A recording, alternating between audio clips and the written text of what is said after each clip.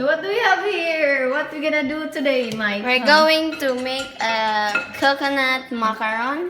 Okay. So, we need to prepare a grated coconut, 2 cups. Alright. And 1 cup of condensed, 1/2 cup of sugar, And then? 1/2 cup of flour, then 1/3 cup of butter, 2 eggs, then 1/2 teaspoon of vanilla. Okay. Are we all set? Yeah? Alright. What do we need to do first? First, we need to mix the butter and the sugar. Okay.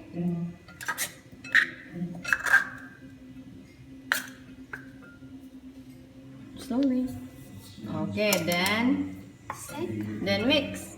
We have to mix this until it's watery. Okay. Eggs. Noong nakarang linggo, nakilala natin ang babaeng buhay na si Anday. Repeat until the 2 eggs. Isang talaga ang nito kay Anday is that she's a Uy! practice of Exciting! saltwater crocodile and a freshwater crocodile. What's that? Condensed milk. Next is vanilla. Okay.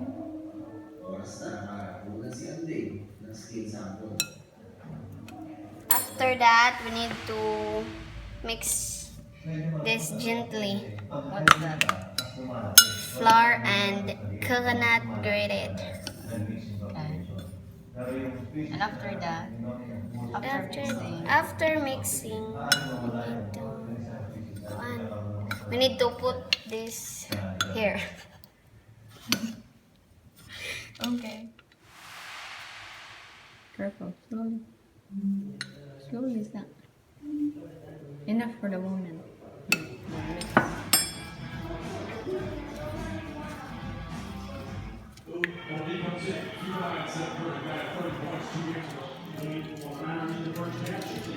It's time to pour them in the cups. Okay. Like 3/4 full. Maybe add a little bit. Okay ka lang, Miss? That's good enough. Because it will rise. So you already brush with butter, right? Yeah.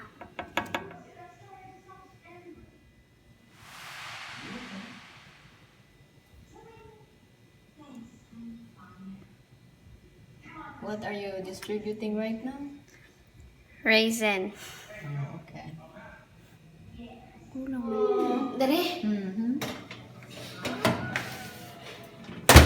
Timer starts now. Timer.